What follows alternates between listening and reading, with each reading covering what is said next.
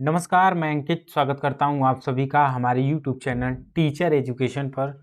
आज के इस क्लास में हम लोग पढ़ेंगे पूर्व वैदिक काल। यानी पूर्व वैदिक काल में हम लोग आर्थिक व्यवस्था और धार्मिक व्यवस्था पढ़ेंगे। उसके बाद हम लोग उत्तर वैदिक काल को पढ़ेंगे। पिछली क्लास में हमने वैदिक काल को पढ़ा था और समझा था, जैसा कि आप लोगों को एक बार दिखा देते हैं, जिसमें सामाजिक स्थिति क्या थी, राजनैतिक दशा क्या थी, उसके बारे में हम लोगों ने विस्तार से पढ़ा था और समझा था कि ऋग्वैदिक कालीन या पूर्व सभ्यता जो है पूर्व वैदिक सभ्यता के नाम से जो है जाना जाता है। उसके बारे में हमने विस्तार से पढ़ा था और समझा था। तो आज के इस क्लास में हम लोग शुरुआत करेंगे, जैसा कि आप लोग स्क्रीन पर देख रहे हैं यहाँ पर, पूर्व वैदिक कालीन आर्थिक व्यवस्था। यानी पूर्व वैदिक कालीन का जो आर्थिक व्यवस्था था थी वह किस पे आधारित थी, उसके बारे में हम लोग जानेंगे और समझेंगे। उसके बाद धार्मिक व्यवस्था या धार्मिक दशा क्या थी। इसमें सबसे पहला आपका पशुपालन, कृषि, आखेट यानी शिकार करना, उद्योग धंधे, व्यापार जो है आदि पूर्व वैदिक कालीन की आर्थिक व्यवस्था थी, जिसपे जो है इसे हम लोग पढ़ेंगे। पशुपालन में सबसे पहले हम लोग देखेंगे कि जो वैदिक कालीन आर्थिक व्यवस्था थी, सबसे पहला जो है पशुपालन। यानी आर्य जो थे निवास करते थे पूर्व वैदिक काल में, इनका सबसे प्रमुख या मुख्य कार्य कह सकते हैं पशुपालन था। किसका? आर्यों का। आर्य जो है पशु जो पालते थे उसमें जैसा कि आप लोग देख रहे हैं, गाय, भैंस, भेड़, बकरी, ऊंट, हाथी, घोड़ा, बैल, कुत्ता, गधा, सुअर आदि जो है आदि का पालन आर्य जो है पूर्व वैदिक काल में किया करते थे। उनमें उन पशु जो पालते थे उनमें जो है गाय को पूजने योग्य यानी पूजनीय मानते थे। कौन? आर्य मानते थे। ठीक है, इसे हम लोग ध्यान रखेंगे। आगे हम लोग पढ़ेंगे कृषि। पूर्व वैदिक काल में आर्यों का जो दूसरा प्रमुख धंधा था, यानी यहाँ ध्यान रखेंगे, पहला क्या था? पहला मुख्य व्यवसाय कह सकते हैं, जो धंधा मुख्य व्यवसाय था, जिस पे आर्यों का पूर्व वैदिक काल में आर्थिक स्थिति जो है इस पे आधारित थी, पशुपालन था। और जो दूसरा इनका प्रमुख कार्य था, क्या था? कृषि। किसका? आर्यों का। कृषि में कौन कौन से फसलों को यह उगाते थे? गेहूँ, जौ, चावल, चना, धान, उड़द, गन्ना, मूंग, तिल, फल और सब्जी आदि प्रमुख खेती आर्य किया करते थे।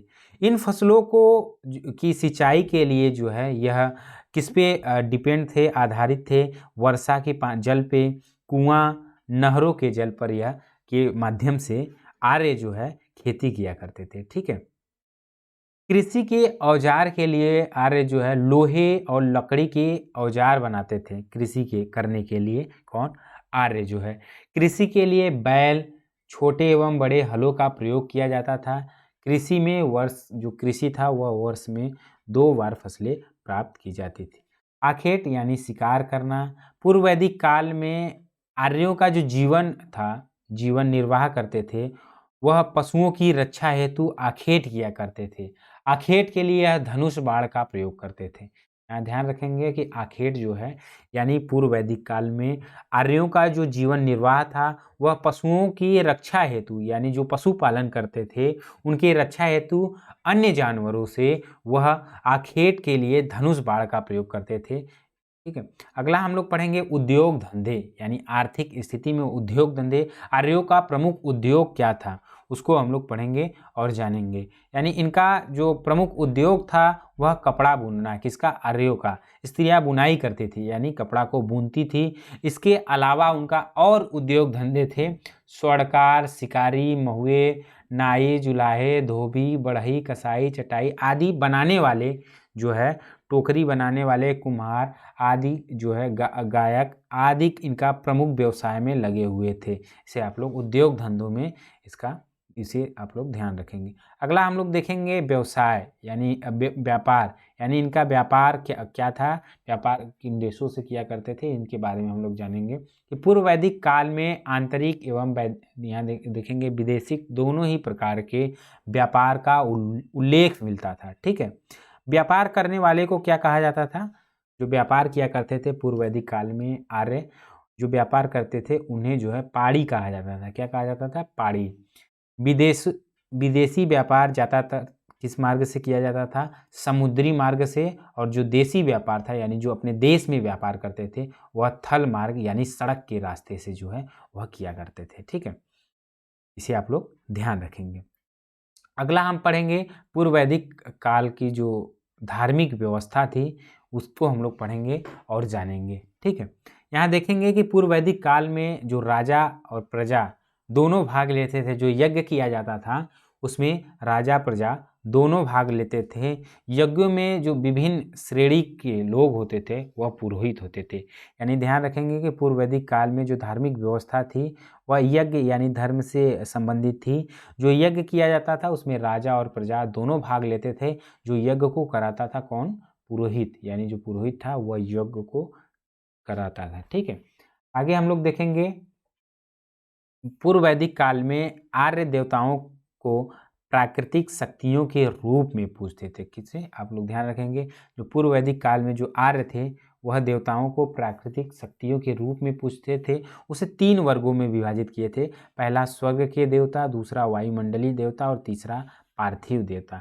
यानी ये प्राकृतिक शक्तियाँ हैं। स्वर्ग देवता में वरुण, सूर्य, सावित्री, अदिति, उषा और वायुमंडलीय देवता जैसे इंद्र, रुद्र, मारुत, वायु एवं वात और पार्थिव देवता जो थे वो पृथ्वी, अग्नि, सोम आदि जो है यह प्राकृतिक शक्तियाँ थी जिन्हें पूर्व वैदिक काल में आर्य देवताओं के रूप में पूजा करते थे। ठीक है, अब आगे हम लोग पढ़ेंगे उत्तर वैदिक काल।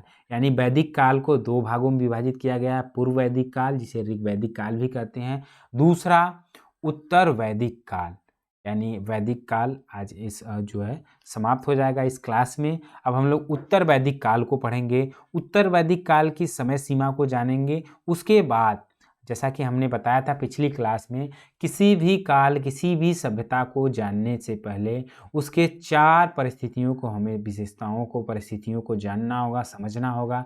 सामाजिक दशा, राजनैतिक दशा, आर्थिक दशा और धार्मिक दशा को हम समझ लेंगे तो उस काल को विस्तार से या विधिवत तरीके से हम लोग समझ लेंगे, जान लेंगे। ठीक है, उत्तर वैदिक काल का जो समय सीमा मानी जाती है वह 1000 ईसा पूर्व से 700 ईसा पूर्व का काल उत्तर वैदिक काल के रूप में माना गया। यह काल यानी उत्तर वैदिक काल आर्य सभ्यता का विकास का युग माना गया। यानी ध्यान रखेंगे कि पूर्व वैदिक काल से पहले जब वैदिक काल की सभ्यता की शुरुआत हुई उस समय आर्य जो थे वह क्या थे? भ्रमणकारी के रूप में। क्या? भ्रमणकारी के रूप में अपना जीवन व्यतीत करते थे। जैसे ही पूर्व वैदिक काल सभ्यता की शुरुआत हुई उस समय जो आर्य थे भ्रमणकारी जीवन को त्याग कर वह पारिवारिक जीवन व्यतीत करने लगे। यानी परिवार के रूप में वह बसाकर अपने जीवन को व्यतीत करने। उसके बाद जब उत्तर वैदिक काल की शुरुआत होती है तो उस समय आर्यों की सभ्यता का विकास का युग माना जाता है।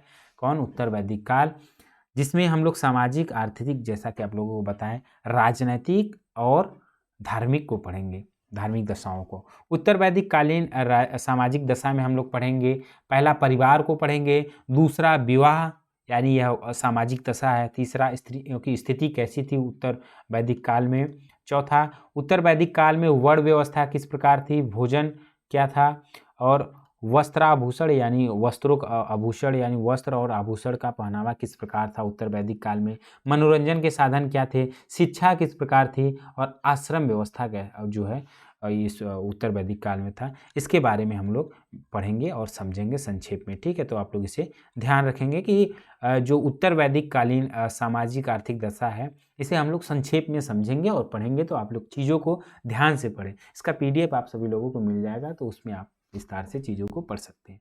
आप लोग समझेंगे कि परिवार उत्तर वैदिक जो कालीन सामाजिक दशा था उसमें परिवार किस प्रकार, जैसे कि देखेंगे उत्तर वैदिक काल में जो समाज थी वह, यहाँ ध्यान रखेंगे, पितृ प्रधान यानी पुरुष प्रधान जो समाज थी उसमें क्या था, समाज जो परिवार था वह संयुक्त परिवार के रूप में था। ठीक है, किसमें? उत्तर वैदिक कालीन में। विवाह को देखेंगे कि उत्तर वैदिक कालीन में विवाह के बारे में हम लोग समझेंगे इसमें विवाह को यानी उत्तर वैदिक काल में विवाह को पवित्र कार्य माना जाता था। इसे आप लोग ध्यान से समझेंगे, फिर आप चीज़ों को अच्छे से पढ़ लेंगे, ठीक है। विवाह को जो है उत्तर वैदिक काल में पवित्र कार्य माना जाता था। विवाह में स्त्री पुरुष दोनों के लिए अनिवार्य था। यहाँ जो उत्तर वैदिक काल में विवाह होता था उसमें दोनों प्रकार के प्रचलन विवाहों में प्रचलित थी। पहला अंतरजाति, दूसरा सजाति। अंतरजाति यानी अन्य जाति में भी विवाह का प्रचलन था। सजाति यानी अपने ही जाति में विवाह का भी, यानी अंतरजाति और सजाति दोनों प्रकार के विवाहों का प्रचलन किसमें था? उत्तर वैदिक काल में। इसे आप लोग ध्यान से समझेंगे। इस काल में यानी उत्तर वैदिक काल में बाल विवाह, विधवा विवाह, पुनर्विवाह और बहु विवाह का भी प्रचलन था। इसे आप लोग ध्यान रखेंगे। यह काफ़ी महत्वपूर्ण ये आपका जो है पॉइंट है इसे, कि बाल विवाह, विधवा विवाह, पुनर्विवाह, बहुविवाह का प्रचलन किस काल में था? तो आप लोग ध्यान रखेंगे वैदिक काल में जब हम पढ़ेंगे उत्तर वैदिक काल को तो उसमें यह प्रचलन में था, ठीक है। स्त्रियों की स्थिति कैसी थी उत्तर वैदिक काल में, यानी इसे हम लोग ध्यान से समझेंगे कि स्त्रियों की जो स्थिति थी काफ़ी सम्मान और प्रतिष्ठाजनक थी इसमें उत्तर वैदिक काल में, ठीक है। इसे आप लोग ध्यान रखेंगे। इन जो है स्त्रियों की स्थिति शोचनीय हो गई, उन्हें उपनयन संस्कार से वंचित कर दिया गया था। किसमें? उत्तर वैदिक काल में। इसे हम लोग ध्यान रखेंगे। स्त्रियों की शिक्षा का जो प्रबंध था वह काफ़ी अच्छा था। किसमें? उत्तर वैदिक काल में माना जाता है। इसे आप लोग ध्यान रखेंगे। जो स्त्रियां थी उत्तर वैदिक काल की वह संगीत में, नृत्य में काफ़ी जो है प्रवीण थी। इसे भी आप लोग ध्यान रखेंगे। अगला हम लोग पढ़ेंगे वर्ण व्यवस्था। उत्तर वैदिक काल में वर्ण व्यवस्था, जो समाज में वर्ण व्यवस्था प्रचलित थी, व्याप्त थी, वो उसके बारे में जानेंगे। जो समाज में वर्ण व्यवस्था प्रचलित थी वह 4 वर्ण ध्यान रखेंगे, ब्राह्मण, क्षत्रिय, वैश्य, शूद्र थे। वर्ण व्यवस्था धीरे धीरे जटिल हो रही थी। वर्ण जन्म पर आधारित न होकर पैतृक हो गया था। किसमें? उत्तर वैदिक काल में जो समाज था उसे वर्ण व्यवस्था में विभाजित किया गया था, यानी 4 वर्णों में उसे विभाजित किया गया था। इसे ध्यान रखेंगे। पहला ब्राह्मण, दूसरा क्षत्रिय, तीसरा वैश्य और चौथा शूद्र। इन 4 वर्णों में उत्तर वैदिक कालीन सभ्यता को यानी समाज को विभाजित किया गया था।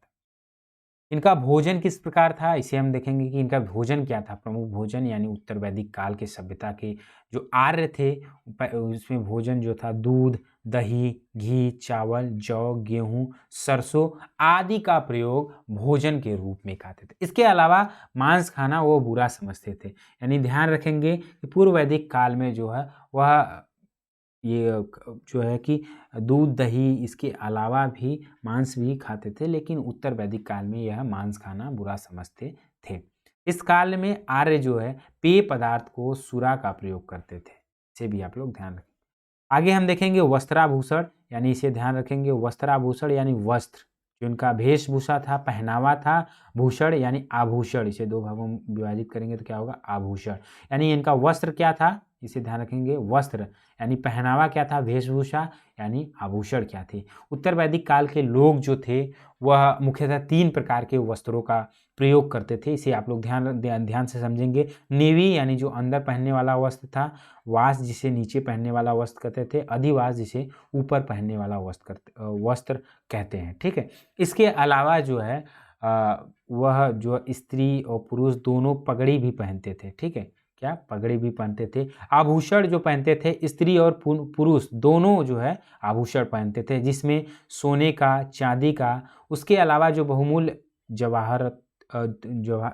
जवाहर थे उसका भी आभूषण धारण करते थे। कौन? जो स्त्री और पुरुष उत्तर वैदिक काल सभ्यता में जो आर्य निवास करते थे हुए, ठीक है। इनका आमोद प्रमोद यानी मनोरंजन का साधन क्या था? उत्तर वैदिक काल के लोगों की संगीत और नृत्य इनका प्रमुख साधन था। किसका? मनोरंजन का। आर्यों का जो प्रमुख साधन था उत्तर वैदिक काल में वह नृत्य था, संगीत था। संगीत वादन के लिए यह जो प्रयोग करते थे वाद्य यंत्र, ढोल, बांसुरी आदि का प्रयोग करते थे। इसके अलावा भी वह मनोरंजन का उनका दूसरा जो मनोरंजन का साधन था रथ दौड़ था, घुड़दौड़ था, जुआ खेलना आदि इनका प्रमुख साधन माना जाता था उत्तर वैदिक काल में आर्यों का, ठीक है। इनकी शिक्षा व्यवस्था कैसी थी उस पर हम लोग एक बार देखेंगे, संक्षेप से समझेंगे, पढ़ेंगे।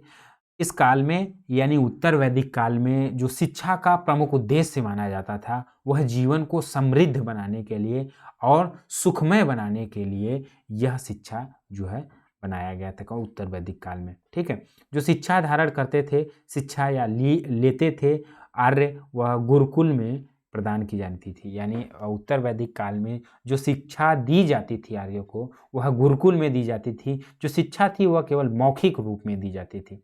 शारीरिक एवं मानसिक शिक्षा का पर विशेष बल दिया जाता था, जिसमें विद्यार्थी पढ़ते थे, क्या पढ़ते थे शिक्षा, जैसे वेद, उपनिषद, व्याकरण, व्यवहारिक ज्ञान की शिक्षा प्रदान करते थे। इसे आप लोग ध्यान रखेंगे। यानी उत्तर वैदिक काल में शिक्षा के अनेक महत्वपूर्ण केंद्र को विकसित हो चुके हैं। ठीक है, आश्रम व्यवस्था भी थी। उत्तर वैदिक काल में आश्रम व्यवस्था थी, जिसमें हम लोग पढ़ेंगे कि उत्तर वैदिक कालीन आश्रम व्यवस्था समाज की श्रेष्ठ व्यवस्था थी, जिसमें देखेंगे कि मनुष्य के जीवन की आयु को 100 वर्ष मानकर, यानी मनुष्य के जीवन की आयु को 100 वर्ष मानकर जो है 4 आश्रम निर्धारित किए गए हैं। जैसे 4 आश्रम 25-25 वर्षों का आप लोग ध्यान रखेंगे। ये 4 आश्रम निर्धारित किए गए हैं। कौन कौन से हैं? पहला ब्रह्मचर्य, दूसरा गृहस्थ, तीसरा वानप्रस्थ, चौथा संन्यास जीवन जो है यह बनाया गया है। ठीक है, यह आश्रम व्यवस्था जो बनाई गई थी इसका पालन करना स्त्री पुरुष दोनों का जो है सामाजिक और नैतिक कर्तव्य था। यह माना जाता था उत्तर वैदिक काल में। हम लोग देखेंगे ब्रह्मचर्य जीवन क्या है उसके बारे में संक्षेप में समझ लेंगे। जैसे ब्रह्मचर्य जीवन जो है, ब्रह्मचर्य आश्रम में व्यक्ति को विद्या अध्ययन करना जो है ब्रह्मचर्य जीवन है। उसके बाद गृहस्थ जीवन, यानी जैसा कि नाम से प्रतीत हो रहा है कि गृहस्थ यानी गृहस्थ आश्रम में विवाह कर संतान उत्पन्न यानी पारिवारिक जीवन जीने का जो है जो पद्धति थी वह गृहस्थ आश्रम में थी। वानप्रस्थ आश्रम जो है इसमें वन की ओर गमन करना यानी जंगल की ओर जाने की वानप्रस्थ आश्रम है। और संन्यास आश्रम, जो संन्यास आश्रम है इसमें सांसारिक मोह माया को त्याग कर, यानी इन सभी मोह माया का जो गृहस्थ जीवन है जिसमें पारिवारिक, इन सभी मोह माया को त्याग कर सन्यासी जीवन व्यतीत करना संन्यास आश्रम पद्धति की जो है में आता है। ठीक है, अगला हम लोग पढ़ेंगे उत्तर वैदिक कालीन राजनीतिक दशा।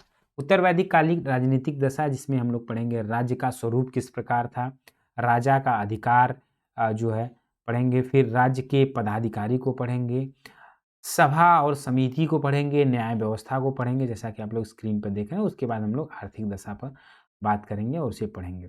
उत्तर वैदिक कालीन जो राजनीतिक दशा है, राज्य का स्वरूप, उसे देखते हैं कि उत्तर वैदिक काल में साम्राज्यवाद की भावना का विकास हो गया था। ये आप लोग देखेंगे, साम्राज्यवाद की भावना का विकास होने के कारण राजतंत्रों का उदय हुआ, जिसे जन राज्यों के स्थान पर प्रादेशिक राज्यों की स्थापना हुई। इसे जो है प्रमुख राज्य में विभाजित किया गया था, जैसे पांचाल, कुरु, मगध, कलिंग, अवंती, विदर्भ, यानी इन सभी जो है प्रमुख राज्यों में इसे विभाजित किया गया था। राजा के राज्य की स्थापना के बाद अश्वमेध, राजसूय, वाजपेयी यज्ञ किया करते थे। ठीक है, ये इसे आप लोग ध्यान रखेंगे। आगे हम लोग पढ़ेंगे कि राजा का अधिकार किस प्रकार था उत्तर वैदिक काल में। ठीक है, उत्तर वैदिक काल में राजा के दैवी अधिकारों में वृद्धि हो गई थी, इसे आप लोग ध्यान रखेंगे। इसका मुख्य कारण था कि अनेक विशाल राज्यों का उदय होना था। यानी उत्तर वैदिक काल में भी राजा को, इसे आप पहले ध्यान रखेंगे कि उत्तर वैदिक काल में राजा को राजन के रूप में भी जाना जाता था। आगे हम राज्य के पदाधिकारी में पढ़ेंगे, उसे रत्नीन भी जो है रत्नीन भी कहा जाता था। क्या? रत्नीन भी कहा जाता था, वीर भी कहा जाता था किसे? राजा को। ठीक है, ध्यान रखेंगे कि पूर्व वैदिक काल में जो राजा का अधिकार था वह सीमित था। क्या था? सीमित था। लेकिन उत्तर वैदिक काल में राजा का अधिकार सीमित न होकर जो है, इसे ध्यान रखेंगे, इसमें सीमित नहीं था। राजा का पद जो था वो पैतृक था, यानी जो है इसे ध्यान रखेंगे, राजा का जो पद था वह पैतृक था, परंतु कभी कभी राजा का निर्वाचन भी किया जाता था। ठीक है, राजा को किन किन शब्दों से जाना जाता था इसे ध्यान रखेंगे। राजा, राजाधिकार, अधिराज, एक राज, सम्राट आदि शब्दों से राजा को जो है राजा के लिए शब्द प्रयोग किए जाते थे। आगे हम लोग देखेंगे कि राज्य के पदाधिकारी कौन कौन थे, किस प्रकार राज्यों का संचालन करते थे, न्याय व्यवस्था को संभालते थे, प्रशासनिक कार्यों को किया करते थे। राजा के अनेक नए प्रशासनिक पद का सृजन हुआ। इस काल में के राज्य के अधिकारियों ने रत्नीन, रत्नी अथवा वीर कहा गया। जो राज्य के, यहाँ ध्यान रखेंगे कि राज्य के जो कई प्रमुख अधिकारी थे उसे रत्नीन भी कहा गया, रत्नी भी और वीर के नाम से भी जाना गया। ठीक है। उसके अलावा राजा के अलावा जो राज्य का और अधिकारी होते थे, जो राजा के की सहायता करते थे प्रशासन के प्रशासनिक कार्यों में, वह कौन कौन से थे? संग्रहित, अक्षव्यास, यहाँ देखेंगे, यहाँ दिया हुआ है इनके बारे में। और यहाँ देखेंगे भागादूत, सूत, छत्री, पालागल, तक्षण, ये इन सभी जो अधिकारी थे वे राजा की सहायता किया करते थे। आगे हम लोग पढ़ेंगे सभा और समिति। ठीक है, सभा और समिति, इसे हम लोग जानेंगे और पढ़ेंगे। उत्तर वैदिक काल में राजा के अधिकारों पर अंकुश लगाने के लिए सभा और समिति नामक दो संस्थाएं बनाई। यानी सभा जो ग्राम लेवल पे, आप ध्यान रखेंगे, ग्राम जो गांव लेवल पे, गांव के लेवल पे बनाया जाता था वो सभा थी। समिति जो है केंद्रीय लेवल पे आधारित थी। क्या थी?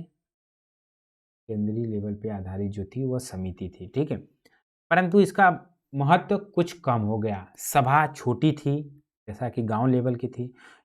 इनमें राजा के निकट संबंधी व्यक्ति होते थे। यानी ध्यान रखेंगे, जो सभा थी उसमें राजा से संबंधित जो व्यक्ति होते थे, जो राजा की सहायता इस न्याय व्यवस्था के लिए करते थे, वह सभा में जो है क्या करते थे, यहाँ ध्यान रखेंगे, वह सभा में भाग लेते थे।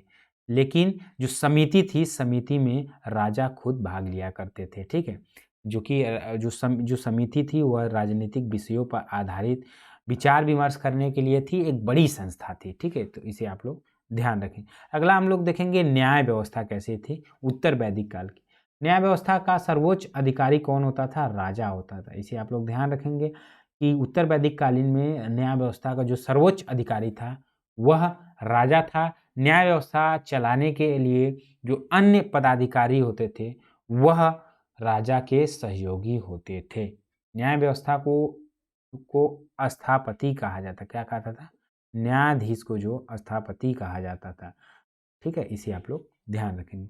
आगे हम लोग पढ़ेंगे उत्तर वैदिक कालीन आर्थिक दशा। यानी उत्तर वैदिक काल की जो आर्थिक दशा थी, आर्थिक स्थिति थी, किस पे आधारित थी? जैसे कि इसमें हम लोग पढ़ेंगे कृषि, जो आर्यों का प्रमुख कार्य था, और उसके बाद पशुपालन था, उद्योग धंधे थे, वाणिज्य एवं व्यापार था।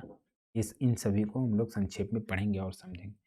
तो यहाँ हम लोग पढ़ेंगे उत्तर वैदिक कालीन की आर्थिक स्थिति में कि इस काल में लोगों का प्रमुख व्यवसाय क्या था? कृषि। इसे ध्यान रखेंगे, यहाँ आपको अंतर देखने को मिलेगा यही कि पूर्व वैदिक काल, जैसा कि हमने पढ़ा अभी, पूर्व वैदिक काल में जो आर्यों की आर्थिक स्थिति थी, जिनमें उनका प्रमुख पहला जो उनका व्यवसाय था वह पशुपालन था। क्या था? इसे ध्यान रखेंगे, पशुपालन था। किसका? पूर्व वैदिक काल में जो आर्य निवास करते थे। लेकिन जब उत्तर वैदिक काल की शुरुआत हुई, उसमें उनकी आर्थिक दशा को देखा गया, तो उसमें उत्तर वैदिक काल में जो आर्य निवास करने लगे, इनका प्रमुख जो व्यवसाय था, प्रमुख कार्य था, वह कृषि था। किन किन फसलों का यह खेती करते थे? जैसा कि यहाँ देखिए, इस काल में बीज फसल खेती करने की नई तकनीकों का विकास हुआ। किसमें? तो उत्तर वैदिक काल में जो है खेती करने के नए तकनीकों का विकास हुआ, बीज फसल आदि का भी विकास किसमें हुआ? तो उत्तर वैदिक काल में माना गया। इसमें ये चावल जो है, चावल, गेहूं, जौ आदि फसलें उगाया करते थे। जो इनकी सिंचाई की व्यवस्था थी वह कृषि की उत्तम थी। ठीक है, इसे आप लोग ध्यान रखेंगे। आगे हम लोग देखेंगे पशुपालन। पशुपालन में उत्तर वैदिक काल के जो लोगों का प्रमुख पशु थे, इसे आप ध्यान रखेंगे। पहला इनका जो था कृषि करना, उसके बाद दूसरा इनका जो आर्थिक दशा थी, इनका प्रमुख जो व्यवसाय था पशुपालन था, जिसमें वो गाय, बैल, बकरी, भेड़, कुत्ता, गधा आदि का पालन किया करते थे, जिसमें गाय को ज़्यादा महत्व देते थे। इसे आप लोग ध्यान रखेंगे। ठीक है, और पूर्व वैदिक काल में भी गाय का पूजा करते थे, जिसे पूजनीय योग्य मानते थे। इनका उद्योग धंधे के बारे में हम लोग पढ़ेंगे कि उत्तर वैदिक काल में जो आर्य निवास करते थे, उनका जो उद्योग धंधे थे वो ये अनेक नवीन उद्योग धंधे प्रचलन में थे, जिसमें वस्त्र धातु का उद्योग का विकास इसी काल में हुआ। किस काल में? उत्तर वैदिक काल में बहुत ही तेजी से हुआ। उसके अलावा सोना, चांदी, सीसा, टीन, तांबा, लोहा आदि भी धातुओं का प्रयोग करने लगे थे। कौन? उत्तर वैदिक काल के जो आर्य थे, इनका प्रमुख जो कार्य था उद्योग धंधों में, ठीक है। उसके अलावा भी वह औजार बनाते थे, अस्त्र शस्त्र का भी प्रयोग करते थे, बनाते थे, बर्तन बनाया करते थे, आभूषण बनाया करते थे, ठीक है। यह उद्योग धंधे में यानी आर्य इन सभी जो है कार्यों को किया करते थे। आगे हम लोग पढ़ेंगे वाणिज्य एवं व्यापार इनका क्या था। इस काल में आंतरिक एवं वैदेशिक व्यापारिक व्यवसाय प्रगति पर था। विदेशों से जो व्यापार किया करते थे वो समुद्री मार्ग से करते थे। आंतरिक व्यापार यानी अपने ही देश में जो व्यापार करते थे वह यातायात के साधनों से किया करते थे, ठीक है। यह आप लोग ध्यान रखेंगे। अगला हम लोग पढ़ेंगे उत्तर वैदिक कालीन धार्मिक दशा को पढ़ेंगे कि उत्तर वैदिक काल में धार्मिक दशा किस प्रकार थी, जिसमें यज्ञों को महत्व है, तप है, क्या है? तप। तीसरा दर्शन दिया हुआ है। चौथा नवीन देवताओं का उदय, जैसा कि आप लोग स्क्रीन पर देख रहे हैं।